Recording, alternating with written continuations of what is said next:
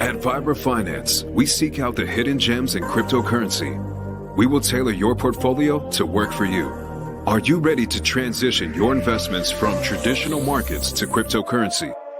Are your coins staked and earning interest?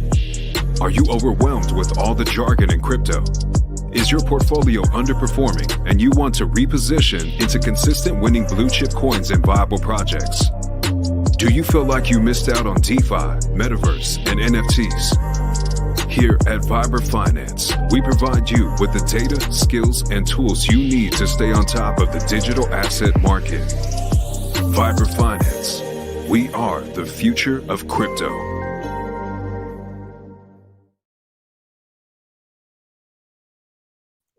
Good morning, everybody. Welcome back to another episode of Vibra Live. Hope everyone's hodling strong. We got a little dip here, which is expected. And, I think we pull back a little bit, maybe down to 19K or so, and then pump back up. But this is healthy. We've been expecting this. No one saw this pump coming. Came out of the blue. Everybody was super bearish. We're going to 10K, 6K, and then all of a sudden, bam, we start the year with green.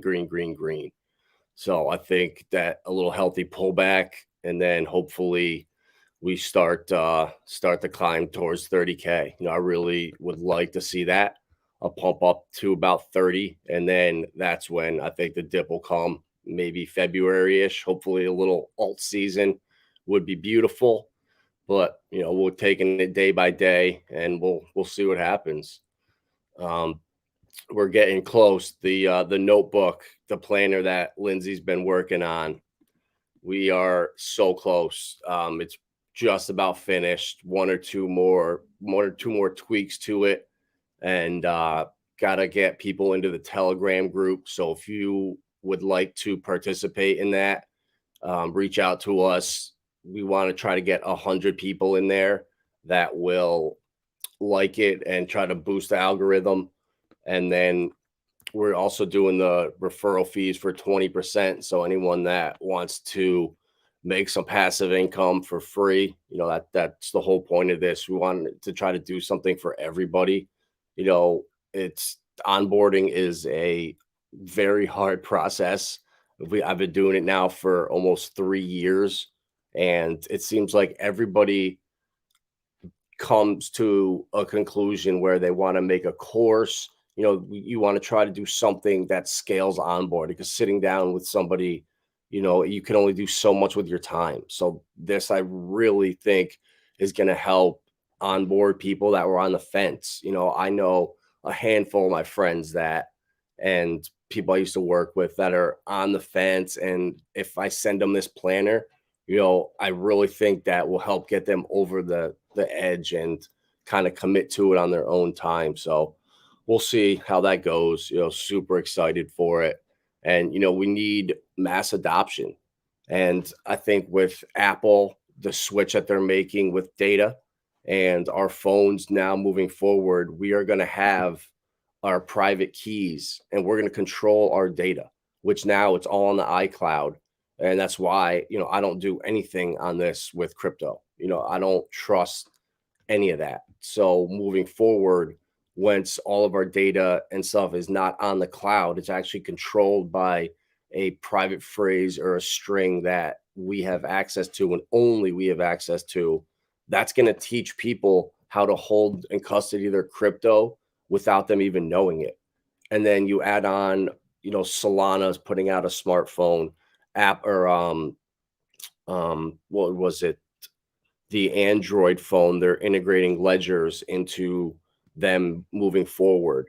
So that's going to be a huge catalyst. Having our wallets on our phone, so you don't have to have multiple devices, and then keeping your data in a private key string, keeping your crypto in a private key string. People start kind of getting used to how to custody and hold their crypto, control their data privately, securely. And that's kind of the catalyst we need for mass adoption, I think. And also, like, we're being able to text each other crypto, just the simple things, you know, even the unstoppable domains. It's been maybe almost 2 years now since I bought a bunch of them, and there's still nothing. You know, they're barely putting in the .eth addresses. You know, you're starting to see them now. You know, the domains for each different ecosystem, but it hasn't taken off. You know, these things take so much time. You know, crypto is not a get rich overnight thing. The people that do were extremely lucky. You know, I hear all the time about, oh, Shiba Inu, Shiba Inu. I coulda, shoulda, woulda. Well, at the time, if you dumped $15,000 into Shiba Inu, let's just go to and look at some of these coins here. So recently added coins. This is where you're going to find all of the DEGEN plays, right? So let's see in the last 24 hours, some of these coins that have came on here that are doing, you know, phenomenal. So it's all right. Oh, here we go. Okay, so the top losers. There we go. All coins. All right, so we have Red Luna, Germany Rabbit Token, the Youth Pay, Flex. So these are the coins that people you would have had to dump money into to have SHIB type returns. So going through this list, you know, would you feel comfortable putting money into Catcoin, Shida Kiri Suzumi? You know, this is the literally the risk and degeneracy play that people took that made millions on Shiba Inu. You know, right here, the Youth Pay coin. Would you, if you had $5,000 to invest, would you dump it into something? You would never do that. So the people that made out and made millions on SHIB, it was, you might as well just go scratch a lottery ticket, because there was nothing but pure blind luck involved in that. You know, and just looking through this list, you know, I would never put money into any of these things. And it's especially if it's the last money I had. You know, I would be going into into, you know, blue chip coins. And it's just, people need to understand the amount of luck that went into that, and the amount of money that people lost on other plays that didn't work out. You never hear that side of the story. You only see the lucky success, you know, I've got rich overnight stories. So, you know, if you're thinking that way, come and look at these coins here. Red Luna, let's check this thing out here. So in the last month, all right, it came out and December 21st, it looks like. It did absolutely nothing, no volume. And then overnight, pumps up like this. And I'll bet you it's a honeypot where you can't sell it. So people come in, they're like, oh my God, it's pumping. They buy a little bit, price goes up because they can't sell. And then you have all these people stuck holding a bag that you can't sell. And that actually, I remember messing around back with Dinger and Cat Claw or Batman Inu with Hex Machina when this was like January of 2021, right in the middle of the bull run. And I accidentally was trying to buy one of those meme coins, and I bought the wrong contract, and it was a honeypot. I mean, luckily it was only a couple $100, but I bought it, and I'm sitting on there. It's pumping. I'm like, all right, cool. Time to take some profit. You go in, and then you can't sell it, and you're stuck holding this bag. And it's horrible. It sucks. And that's what most of these coins are that you see that have these insane gains. You can't even sell them. There's no liquidity. So be very careful. You know, stick with blue chip coins, stick with stuff that has utility.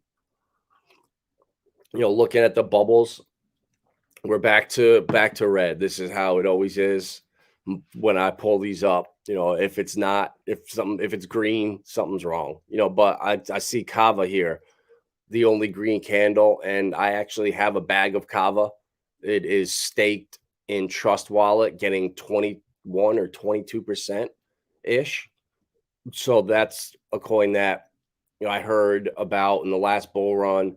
And because the interest is 20% or greater, I kept it. I only sold half my bag, and it was probably stupid. I should have probably sold 90% of it and then bought the dump. But that's how you learn. You make mistakes and you learn from them. So moving forward, or looking back, the coins that I had staked, if the interest literally wasn't 75% or higher, you're gonna get wrecked. So it was a good mistake I made. I'm earning more coins now. I staked like 375 after I sold, and I'm up to over 500 now. So over like a year and a half, it's gained me 150-ish coins, which isn't bad at all. The API was in the 30%, but as people come in, it drives that number down. So I'm always looking for staking opportunities. Flare Network, that just launched, and we've been waiting 2 years for the airdrop. So it's kind of the same thing with Zen. When you have a coin that people have been waiting for years, it's free, and what's the first thing you're going to sell? If you got to pay bills, if you got to put food on the table, what are you going to sell? So, your free airdrop or something that, you've worked hard to accumulate, and people sell the free, easy thing. And that's kind of how crypto in general is right now as a whole. People that are their mortgage, they're struggling to pay that, right? Or, an extra car payment, or you lost a job. The first thing you're going to sell is your crypto, your liquid assets. And we kind of see that right now.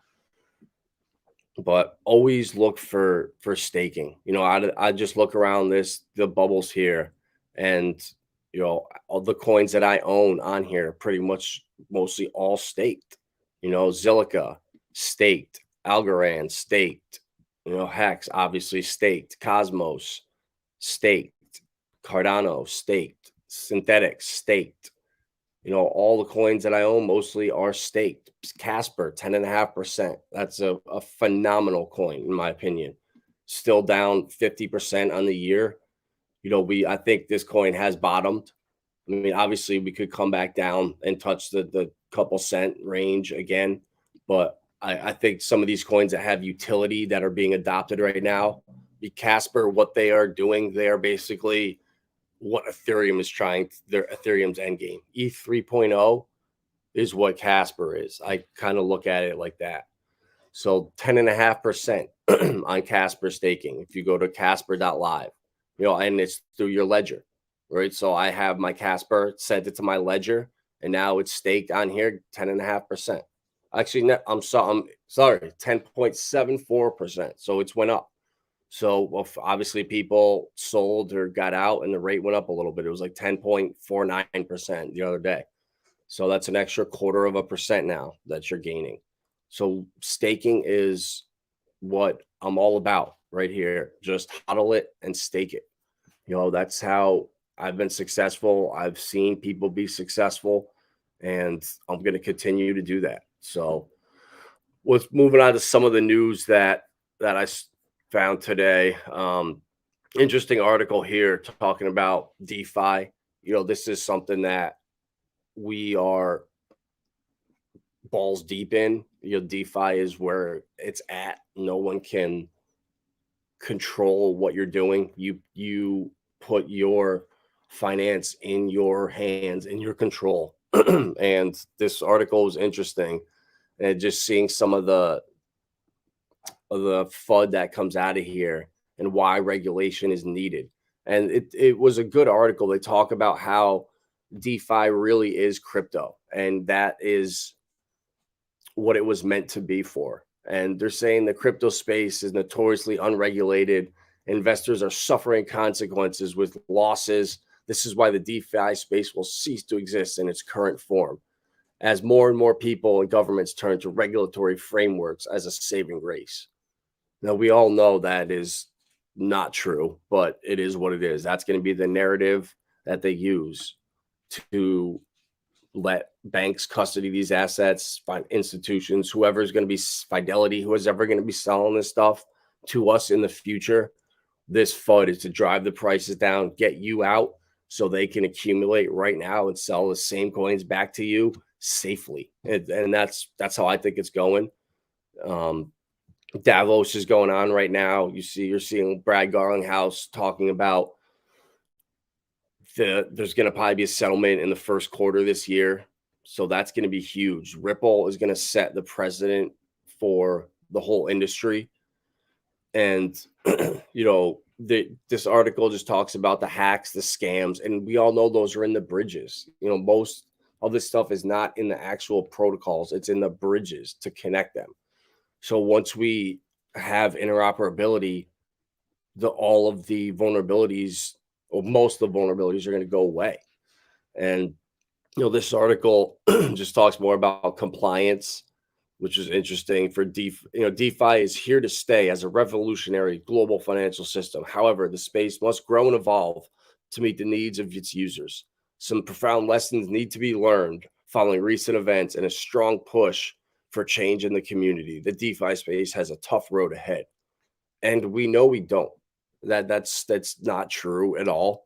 The Hexicans, we understand crypto. We know what's going on. And once you have that information and knowledge, and then you read this stuff, you can kind of see how the media manipulates and takes headlines and spins it for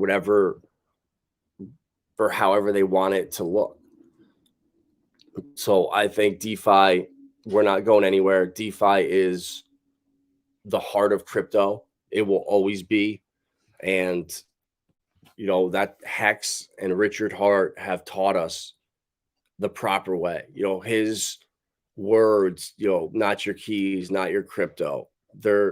Everything he's been saying for the last 2 years is going to age like fine wine. He was the only one going against the grain the whole time. And I've learned so much from him. And there's so much being built on top of Hex, just all the projects out there now that are being developed and built on top of Hex. Yesterday, talking with Rags and Texan Token, how awesome that movement is there. So we're seeing what Richard created, and then the spider webs are branching off from there and growing. And it's awesome to see. And, I really am so excited for the future. We're here, and then we're seeing stuff like this. Australia's national bank to launch stablecoin on Ethereum and Algorand. So the National Australia Bank announced it will soon launch a new stablecoin backed by the Australian dollar.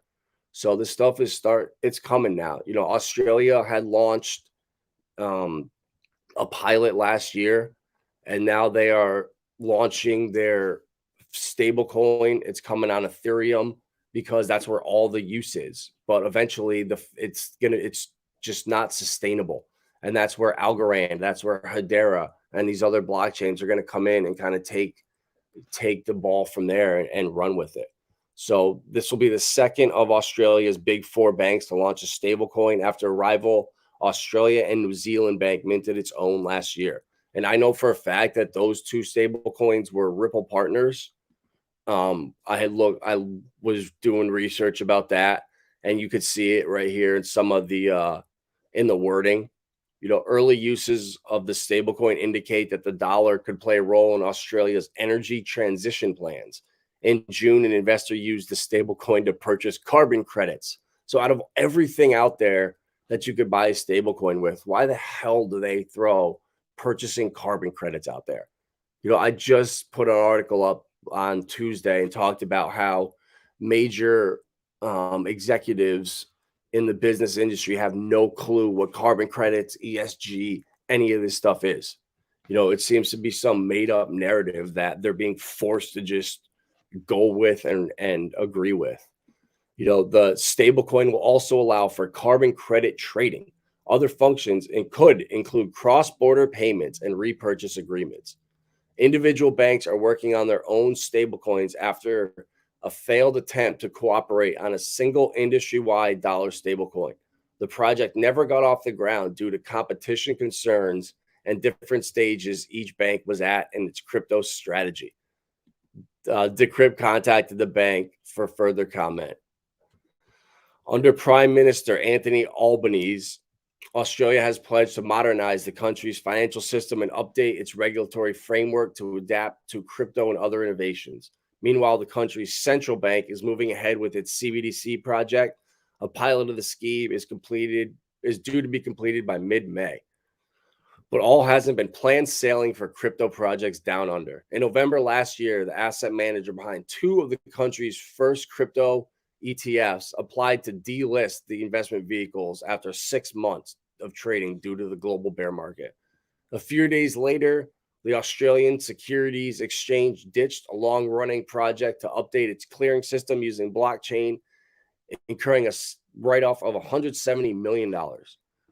So this is interesting. It's kind of this, it's the same thing happening here that's happening in Lebanon, that's happening around the world, where the central banks are going to start devaluing their currencies, and they're going to have to pick CBDCs or their digital native currencies that are inflating to hell. So it's really interesting. Australia is the pilot for where all of the stable coins, all of the ripping up ATMs, going cashless, it all happens down there.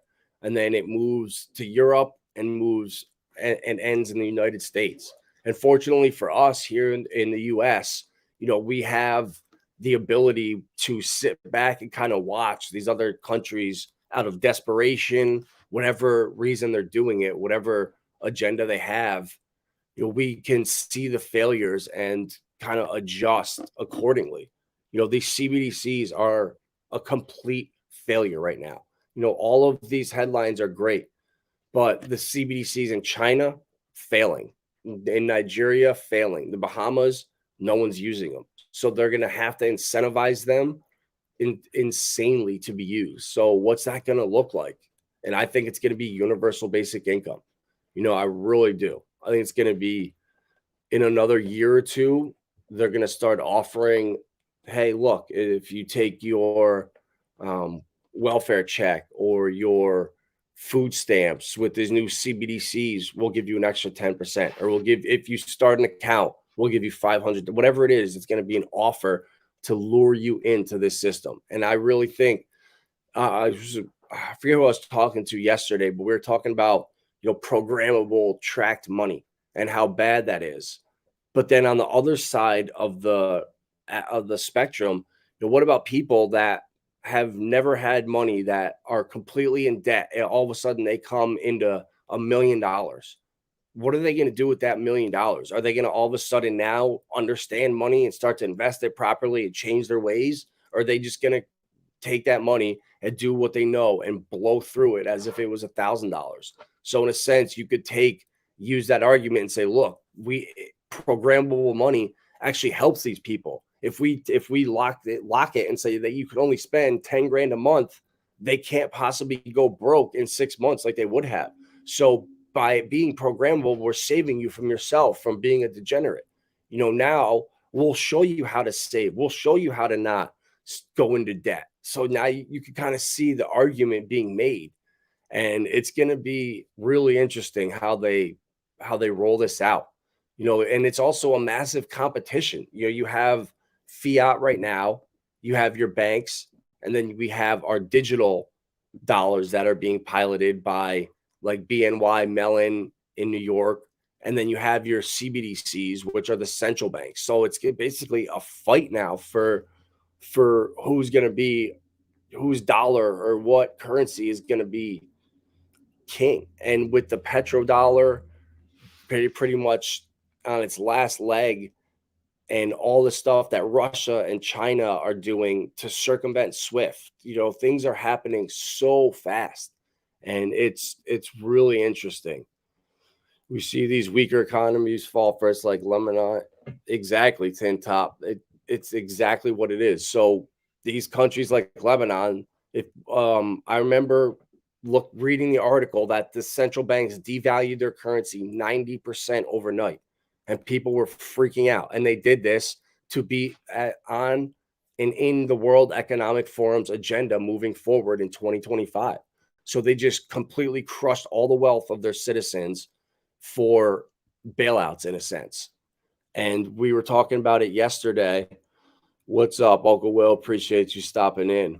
We talked about it with the Belt and Road, or Belt and Tie initiative that China is doing. They spent $1 trillion in infrastructure building out stuff in other countries, for all across the Middle East to Africa. And in return, they have to use the digital yuan. So this was a brilliant move by China to force the digital yuan into circulation. It didn't work, in 2020 with the Olympics and everything coming to China. They really thought this was going to be our grand rollout, and it's not working. People aren't accepting it. There's no reason. Fiat and everything they have now works perfectly fine. So there has to be some sort of incentive to roll this stuff in. And it's, you're starting to see their excuses for it. And that's, banks are they have different strategies, and they failed because the frameworks weren't there, and the financial system needs innovations. It's always blaming something on why it failed. And the real reason is because people don't want this. You can't force this stuff onto people. And I'm just gonna sit back and watch. I was really scared about CBDCs and stuff, but now I'm starting to realize if they can't do this in China, there's no way in hell they're gonna do this in the United States. So, I'm over the FUD. It's now, how do we profit on this? How do we invest in the companies, in the coins that are going to be doing this stuff? And that's where, I've got my bags in my ISO portfolio. And I want to just, Eagle couldn't make it today. He'll be on next week. Shout out Blockchain Monkeys. But we started this portfolio about a month ago, and it was just, all right, let's take $1,000 and buy some coins and see what happens.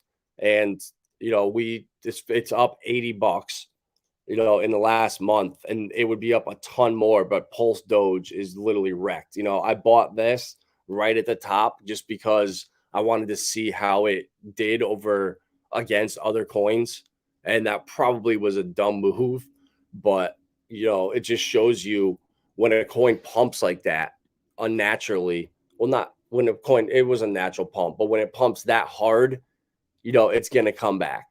And unfortunately, we bought right into this top up here, and then it slams back down. But if you look at the chart of Pulse Doge, you can almost time it every 2 months. In August up, September down, October up, November down, December up, January down, February up, March down, April up. So I'm going to start really trading, just kind of swing trading Pulse Doge. I mean, it's such an easy trade. And I mean, this is the bear market, and this has pretty much been consistent. So, if these peaks are happening every couple months, why not? I'm a DEGEN at heart, and I'm gonna swing trade these. I'm gonna swap. My Hedron actually comes out in like 6 days, my stake. So I'm gonna end that and probably swap it for Pulse Doge, and then double it up and swap back. So, even in the bear market, you can make money. Everything was going down, and we picked basically an ISO list here with Quant, Cello, XRP. And the Eagle, he really likes Globiance, which is a DEX on XDC. And this coin's been crushing it in the last month. I mean, pretty much doubled up. So Eagle, good call on that one. I bought a bag of XDC. I just have not diversified into any of the there's another DEX on there. I think XSwap maybe, but there's just so much going on. It's so hard to do everything. And then IMX, I think, is going to be phenomenal in the future in the gaming ecosystem.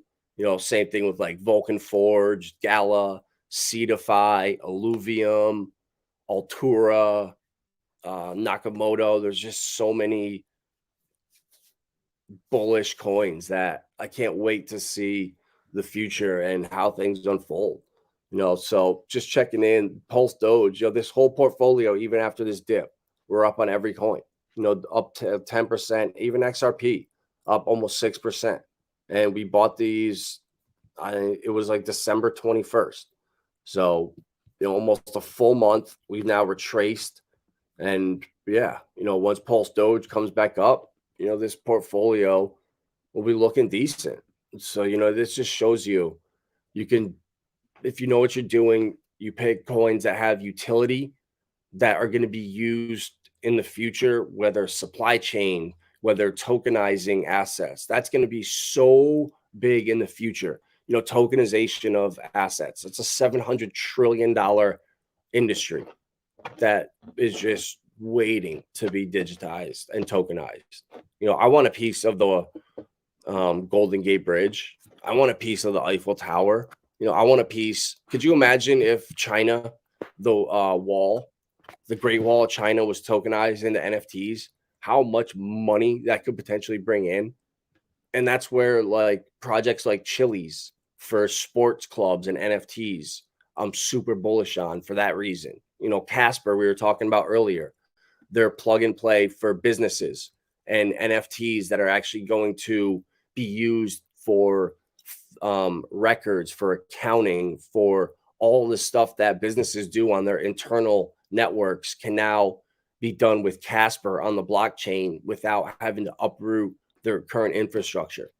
And stuff like that just makes me super bullish on the future. Aptos, I missed it out on this out of principle. It was just straight VC money.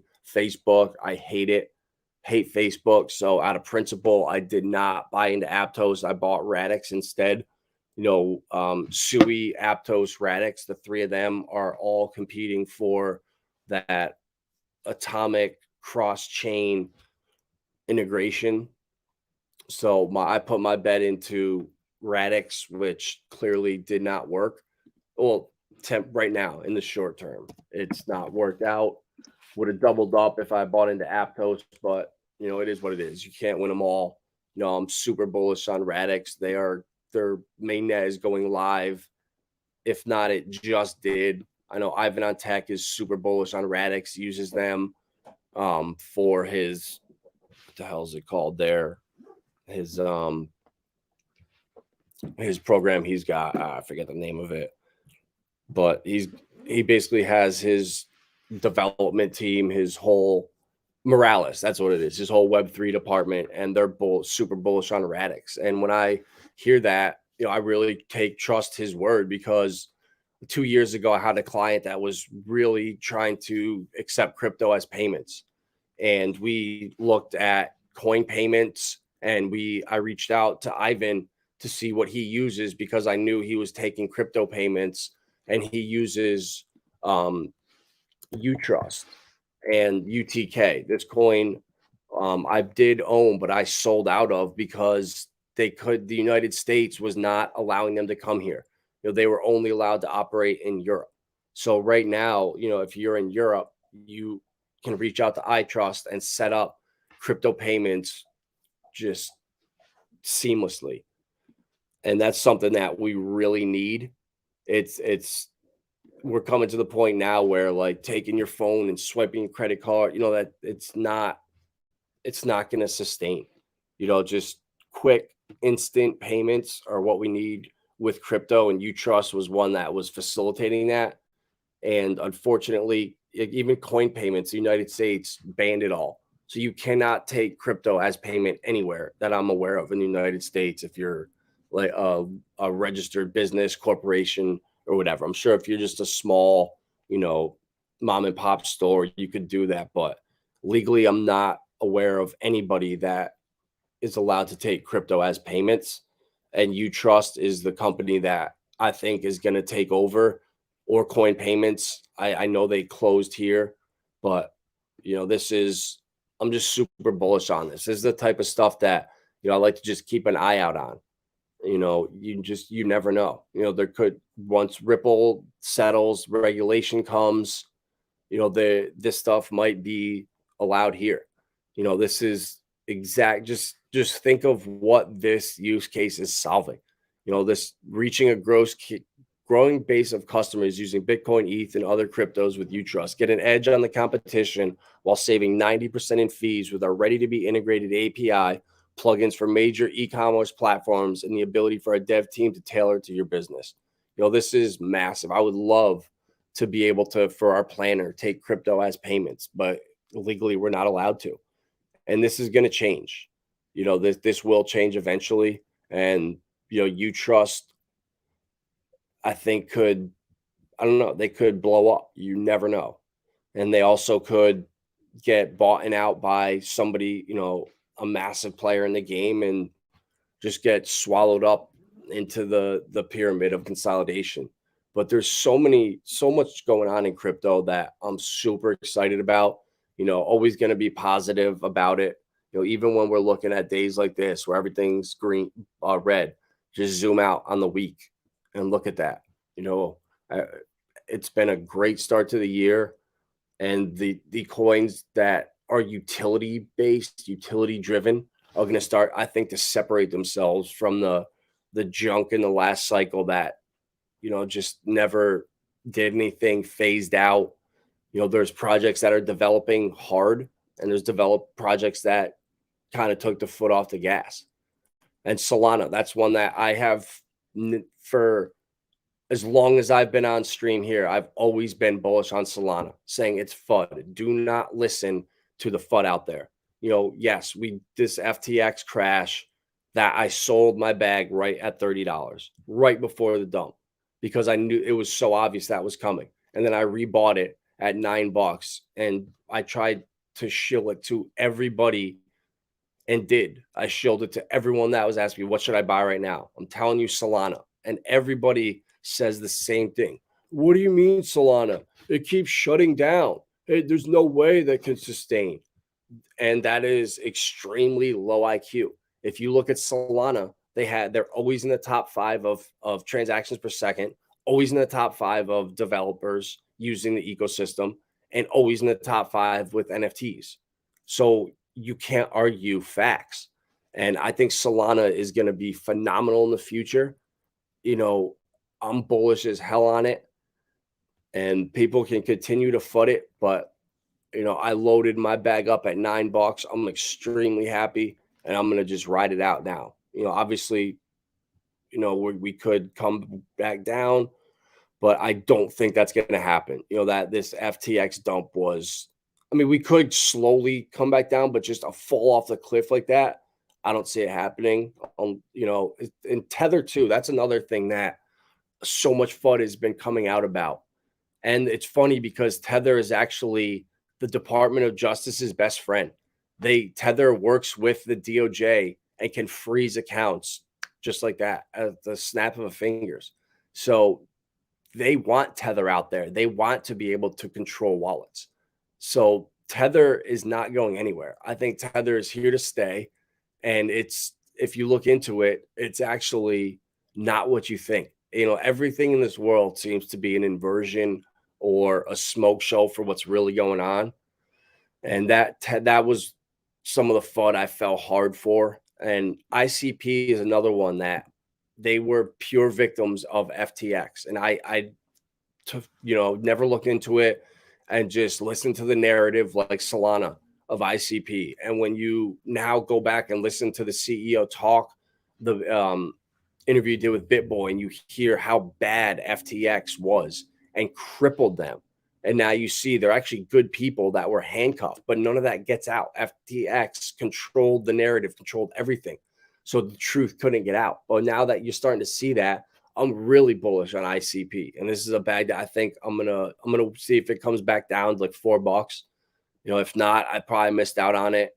It is what it is. You can't be Pokemon and catch them all. You can try, but you got to be happy with what you have. It never feels like enough. If you set a goal for, I want 5 ETH, when you get that 5 ETH and you hit your goal, it doesn't feel any different. You just want more and more and more. You're just chasing numbers on a screen at the end of the day, and always remember that.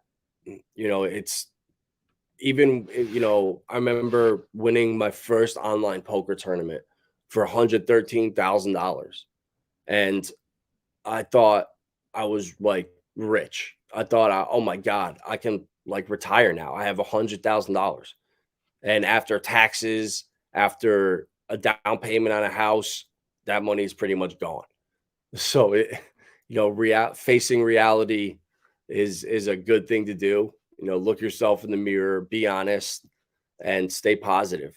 The regulations are going to come out. They're going to be They're going to be positive for this industry. There's no way the United States is going to throw this away.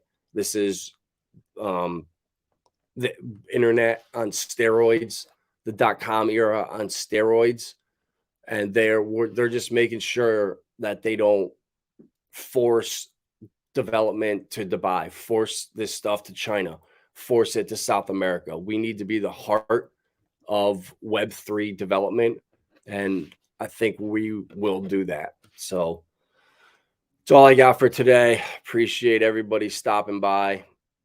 Hex News Saturday night with Lindsay. Looking forward to that. And then also the planner. If you want to get involved with that, reach out. Lindsay is crushing it. It will be done today, the final edits. So look for that. You know, we're going to be marketing that hard, and super excited for the 20 or so people that have already volunteered and joined the Telegram group. Can't thank you enough. And we will see you on Saturday. All right, guys, have a good one.